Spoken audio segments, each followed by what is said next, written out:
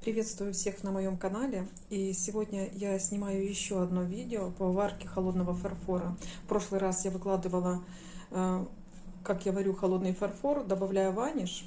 Еще хотела уточнить один момент, что ту глину, которую варится с ванишем, чтобы отбелить ее, не стоит очень долго держать, потому что она начинает, при отлежке долгого времени она начинает крошиться. Тогда сложнее ее разминать как бы в руках и отогревать ее, поэтому лучше, если вы будете вдруг отбеливать, то использовать ее в ближайшее какое-то время, неделю-две.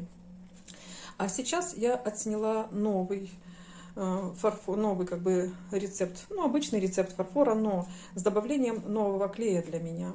Это для меня стало более-менее таким открытием, потому что я все время варила со своего ПВА города Лида пластифицированной дисперсии, и как-то не особенно интересовалась другими рецептами, не особо интересовалась другими видами клея.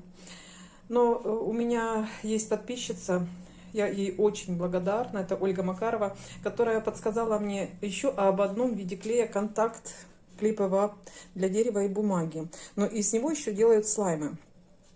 И она подсказала, что можно как бы из него варить, но также можно и совместить мой с этим клеем. Я вот попробовала и хочу тоже поделиться с вами, что получилось. Можно сказать, не просто попробовала, а даже осталась довольна. И сегодня я тоже подготовила весы для того, чтобы даже по весу смотреть, сколько в чего ложить, если кому-то может быть проблематично.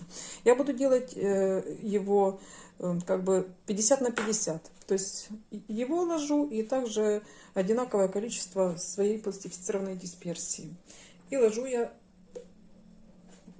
1 ложка. Буду 2 ложки на 2 ложки. Это получается где-то 1 ложка вот в граммах 16 грамм. И вторая.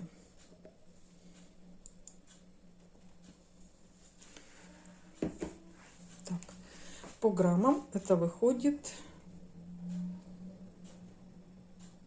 Сейчас вы видите, да? Приблизительно 34. Если с ложки соскрести, то и 35 грамм. Ну, мы сейчас это и сделаем. Даже 36. Ну и такое же количество мы положим этого клея дисперсии. Это будет 74 грамма должно быть.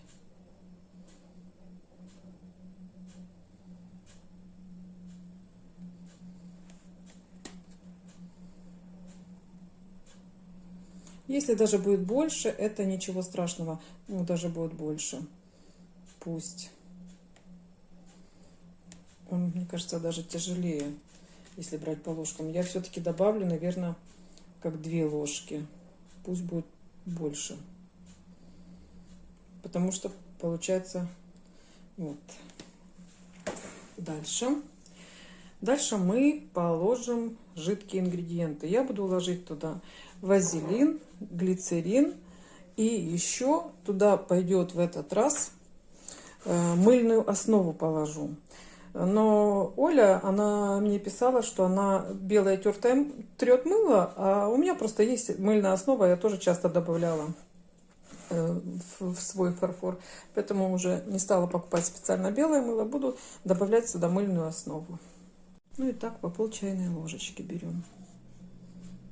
Глицерин, он выступает таким хорошим связующим звеном. Также можно еще касторовое масло добавить, но это не столь обязательно, потому что мы добавляем глицерин. Вазелиновое масло немного добавим. И беру мыльную основу. Я просто беру ее так, чтобы не тереть на терке. Соскребаю ложечкой. Раньше терла на терке, он пол основы стерла чуть ли. А сейчас думаю, зачем, если можно так. Вот такое количество, немного. И стеарина тоже совсем немного. Можно без стеарина, но я положу в этот раз. И отправляем разогревать. Я уже покажу вам видео тогда, когда уже дойдет до такого состояния, когда мы уже будем бросать крахмал. И крахмалом сегодня я буду пользоваться вот кукурузным. Он более доступный для всех, чтобы видеть тоже, что с этого получится. Я выпарила клей до такого вот состояния. Он очень вязкий. Но я бы сказала, он отличается от загущения моего, когда увариваешь. А он такой вот сильно вязкий такой становится. Вот. И до такой степени вот я уварила его. И теперь это он уже в таком остывшем состоянии. Чтобы понять, что в остывшем состоянии какой он будет. Вот. Потом буду разогревать. И видите, как тянется. И буду бросать в горячий, такой среднегорячий крахмал. Грела его первые секунды где-то до 30, первые разы по 30 секунд. Потом, ну, я обязательно смотрю в окошко, потому что смотрю, насколько он начинает подниматься. Вот. Если по бокам начинает подниматься, я сразу вытаскиваю. И так приблизительно это по 30 секунд, потом уже по 25, по 15, по 10. И уже вот в таком состоянии, я его уже даже до 6 секунд ставлю в микроволновку. Потому что по нем очень тяжело уже увидеть, как он там схватывается, но чтобы не переварить его. Вот. И, кстати, чтобы проверить, какой будет фарфор, ломкий или нет, очень важно на крышечку, допустим, на ночь налить клей и потом посмотреть, когда он высохнет. Вот я его как раз таки налила, этот клей. Он высох у меня, и смотрите, он не ломкий. И так можете проверять любой клей, с которого вы хотите сварить. Ну и сейчас я отправляю на разогрев. Вот я достала с микроволновки. И теперь буду ложить крахмал. Крахмал буду ложить в ложку.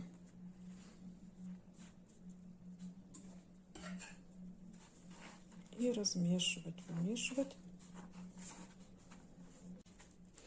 И теперь опять буду отправлять подогревать. И тоже буду подогревать не больше 5 секунд. Даже на уменьшение буду идти. Вот мы уже его закончили готовить. Почти. Так вот он даже стоит. Но не всегда он может быть и готов. Хотя вот я заметила, я просто уже несколько раз с этого клея варила, то не всегда он как бы готов. Если он начинает понемножку липнуть к рукам, по чуточке, я его опять уже на пленочке отправляю в микроволновку по 3 секунды. Ну и сейчас я его соберу в комочек. Тут можно посмотреть, вроде бы кажется готов, уже все прекрасно, но он, если мять его, он начинает липнуть к рукам. Он очень вязкий, этот клей, и когда вот выпаривается, масса тоже становится вязкая, но она начинает прилипать. Если у вас есть тетраборат, то, может быть, вам будет проще, вы вот раньше возьмете тетраборатом и соберете его. Но так как у меня нет тетрабората, я его все время потихонечку по 3 секунды подогреваю, чтобы он вот сам по себе выпарился и взялся. Хочу тоже поблагодарить Олечку, она вызвалась, знаю, что у меня нет тетрабората, вызвалась мне отправить. Сегодня купила и написала мне, что отправит. Большое ей спасибо. Очень приятно, что мастера готовы помочь друг другу, готовы не съесть друг друга, а помочь и поддержать друг друга. Я ей тоже очень благодарна за это. Не раз я подогревала на клееночке и брала только тогда в руки, когда масса остывала, потому что она клеилась, прилипала к рукам, так как у меня нет тетрабората, как я говорила. И вот я думаю, что это уже конечный результат. Смотрите, какая масса получилась. Вот, идеальная. Она такая прям пластичная. Просто наслаждение. Хочу показать в сравнении. Это тот, что я сейчас вот сварила, фарфор, а это я пару дней назад сварила.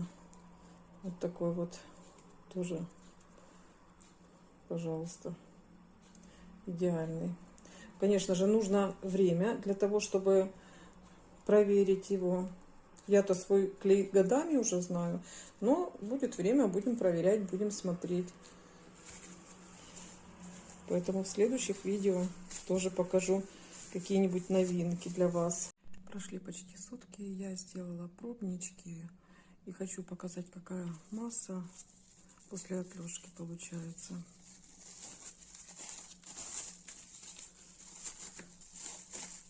Насколько она эластичная будет.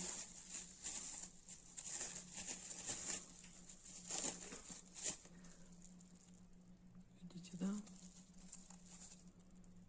Это я ее даже не разминала, не разогревала. Она довольно тягучая. Есть и разогреть. Сейчас посмотреть.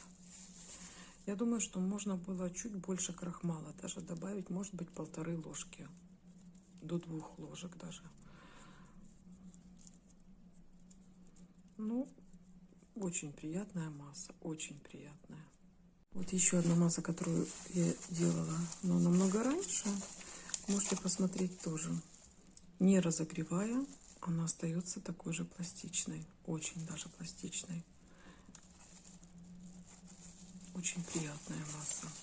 Поэтому я вижу, что этот клей можно добавлять смело.